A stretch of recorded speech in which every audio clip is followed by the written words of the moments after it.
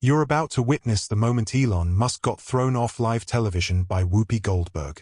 What started as a civil interview turned into a full-blown war of words, and it ended with security being called.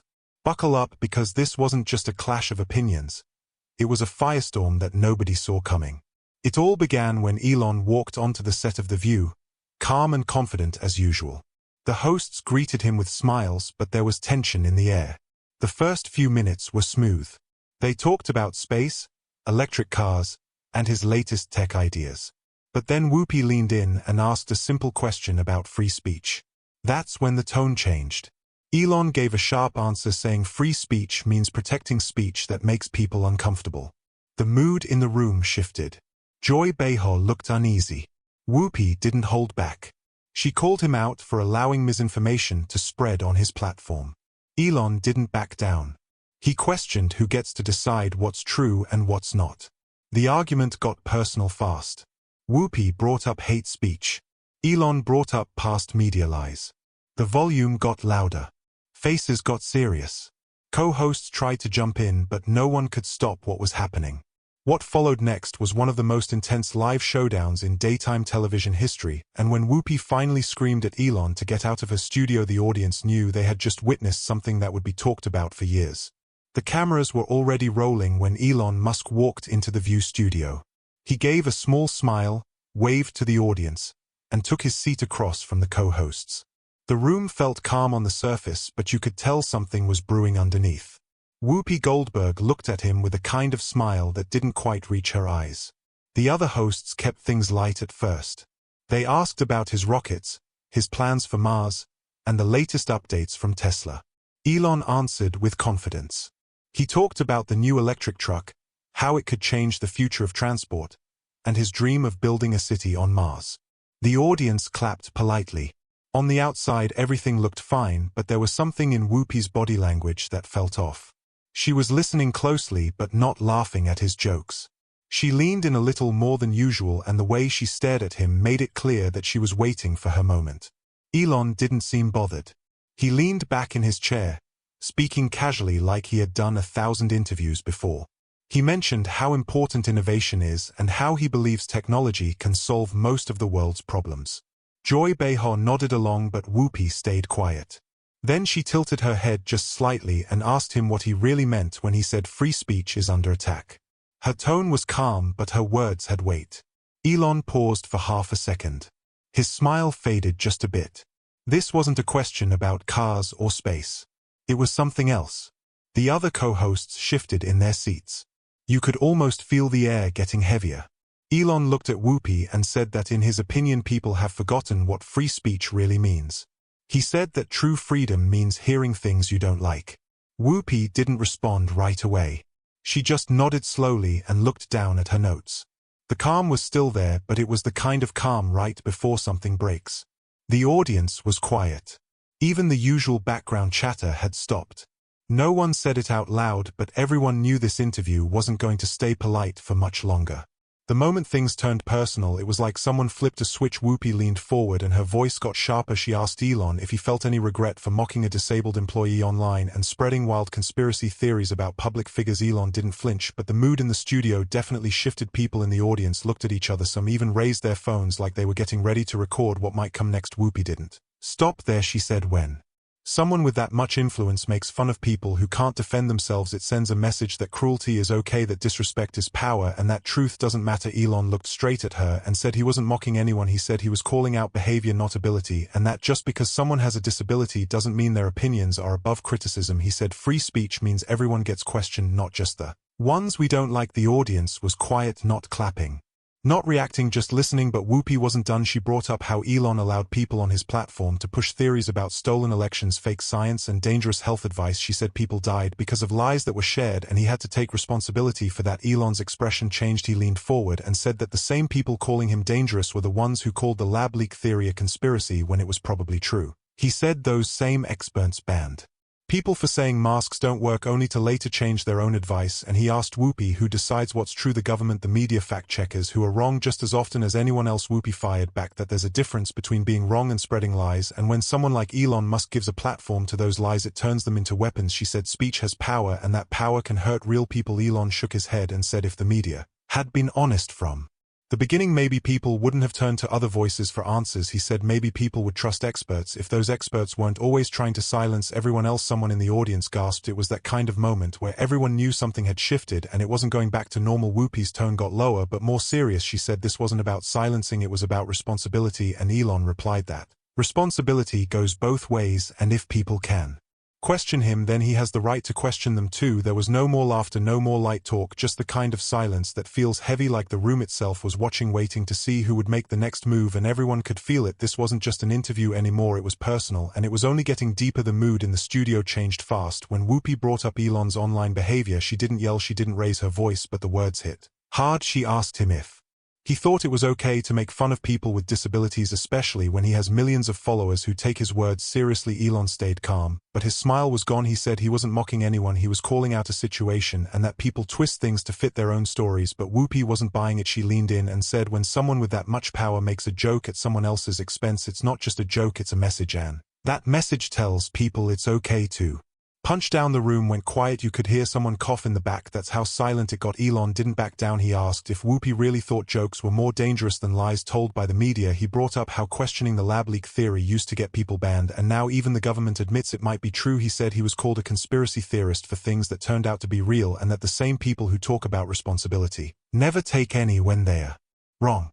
Whoopi sat back a little, like she was trying not to show how angry she was, but her eyes didn't leave his. She asked him if he thought saying things like the election was stolen or vaccines don't work didn't put people in danger. Elon replied by asking who gets to decide what's dangerous. He said it used to be dangerous to suggest the media got things wrong, but now it's clear they did, and people like her stayed quiet when it suited their side. The audience started shifting in their seats. Some people were whispering, others had their phones up recording every second. The energy in the room felt different, like everyone knew they were watching something that wasn't just an argument, it was a full-blown fight on live TV. Joy tried to say something but no one listened. Even the cameras seemed stuck on Elon and Whoopi, like the entire show had narrowed down to just the two of them staring each other down, neither willing to step back and neither ready to end it. And even though no one said it out loud, everyone knew this was going to get worse before it got better. As the tension built up, the voices got louder and the control in the room started to slip away. Elon leaned forward and called the view an echo chamber where no real conversation happens. Whoopi snapped back, saying he had turned his platform into a propaganda machine, pushing whatever suited his beliefs. They began talking over each other, their words clashing like waves in a storm. The co-hosts looked panicked. Joy Behar held up her hands, asking them to slow down, but no one listened. Sunny tried to speak, but her words were buried under the shouting. Anna Navarro leaned toward them like she wanted to stop it physically, but even she seemed unsure what to do. Whoopi said Elon wasn't interested in truth, only power. She said he wanted to control the narrative, just like the people he claimed to be fighting against. Elon shot back that she was just mad because he wouldn't play by her rules. He said the view pretends to be open to all sides but only invites people they can attack. Whoopi shouted that he was twisting everything and hiding behind free speech to defend the garbage spread on his platform. Elon fired back, saying at least he lets people talk while she shuts down anyone who doesn't agree with her. Their voices kept rising, the words became sharper, the lines more personal. You could see it in their faces. This wasn't just about social media or politics anymore, this was personal, the kind of fight that had been brewing for years, waiting for the right moment to explode. Whoopi's face was red, her voice shaking with anger. Elon's calm tones started to crack, now coming through with sharp edges. The studio crew was frozen, the audience was silent, like everyone was scared to even move. You could feel it building, like something was about to break. Joy tried again to speak, said maybe they should pause for a moment, take a break, but neither Whoopi nor Elon even looked at her. They were locked in now. The back and forth had become a battle and no one was winning. It didn't feel like a show anymore, it felt like a live meltdown happening in front of the whole world. Elon stood up now and his voice got a little louder but still controlled. He said people throw around words like misinformation without even thinking about what they really mean. He said the whole point of free speech is to let people say what they believe, even if it's uncomfortable, even if some people don't like it. He said it's dangerous when a small group of people get to decide what everyone else can or can't say. Whoopi stood up too, not backing down at all. She said it's not about what people Like or don't like, it's about what's true and what's false, she said. When someone spreads lies about vaccines or climate change or elections, it doesn't just hurt feelings, it gets people hurt for real, she said. Free speech doesn't mean freedom from consequences. Elon looked straight at her and said people have the right to be wrong, that's part of being free, he said. If someone says something false, let others respond with better facts, not silence them completely. Whoopi shook her head and said that sounds good in theory, but in the real world it's not just about ideas, it's about what happens when millions of people believe in something that isn't true and start acting on it, she said. That's not just a difference of opinion, that's a danger. Elon pointed out how for years people weren't even allowed to ask questions about the virus or where it came from. He said people lost their accounts for saying things that are now being accepted by scientists and even governments. He said people like Whoopi didn't stand up for free speech when it mattered most. She responded fast and said standing up for free speech doesn't mean giving a microphone to hate. She said his platform made it easier for the worst voices to get louder and for the good ones to get buried. Elon asked who decides which voices are good and which ones aren't. He said today's truth might be tomorrow's mistake and that no one should be too sure that they're always right. Whoopi leaned across the table and said the difference is some people actually care about the truth and others just want attention or power or control, and if Elon really cared about truth he would stop acting like he's the only one who understands it. The room was dead quiet now. You could feel the pressure building. No music, no laughter, just two people standing inches apart throwing words that cut deeper than any headline could. Whoopi had reached her limit. She wasn't just frustrated now, she was furious. She pointed at Elon and told him straight up to get out of her studio. Her voice didn't shake, it was loud, clear, and full of years of built-up anger. Elon didn't move, he didn't flinch, he just stood there, looked her in the eyes and said, maybe the problem isn't with the mirror, maybe it's with what you see in it. The whole room froze. That one line cut through everything. It wasn't just an insult. It was personal. Joy gasped. Sunny dropped her pen. Anna looked like she couldn't believe what she just heard. The camera crew stopped moving for a second. Even security guards at the edge of the set took a step forward, not sure if they were supposed to act yet. Whoopi's face went pale for a moment, then turned red. She slammed her hand on the table and yelled for security to get him out. Now the producers in the background started shouting into their headsets, trying to figure out what to do. The co-hosts looked like they were caught in the middle of a fire, one that no one could stop. Audience members had their phones up, recording what was quickly becoming the most talked about moment on daytime TV. Security guards finally stepped in, walking toward Elon, but he didn't fight back, he didn't yell, he just looked around the studio like he was still in control, like he didn't believe any of this was real. Whoopi was still standing, her body stiff, her jaw tight. She wasn't just mad anymore. She looked hurt, like something deep inside her had been crossed. Elon turned his head slightly toward the cameras and said, if this is what happens when you share a different opinion, then maybe free speech is already gone. The crowd didn't cheer, no one clapped, it was just quiet. Everyone could feel it. This wasn't a planned moment, this was something raw, something real, and even if you didn't agree with either of them, you knew this was going to be remembered for a long time.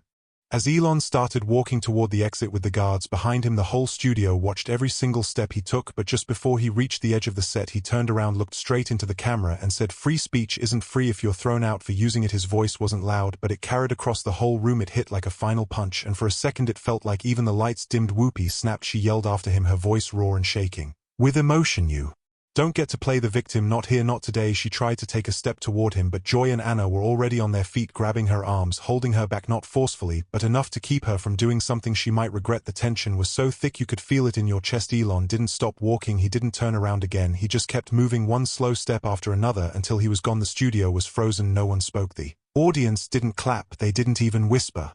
The crew stood still like they were afraid to breathe. Whoopi finally pulled free from the other hosts and sat back in her chair, but her face was still locked in place, her jaw tight, her eyes staring at the floor, the sound of her breath the only thing you could hear. The cameras didn't cut away, the producers didn't say anything, they all knew what just happened wasn't part of the plan, and no one was ready to move on from it. It wasn't just the end of an interview, it felt like the end of something bigger, something heavier, something that had been building for a long time and just exploded in front of everyone, and all they could do now was sit in the silence and feel it.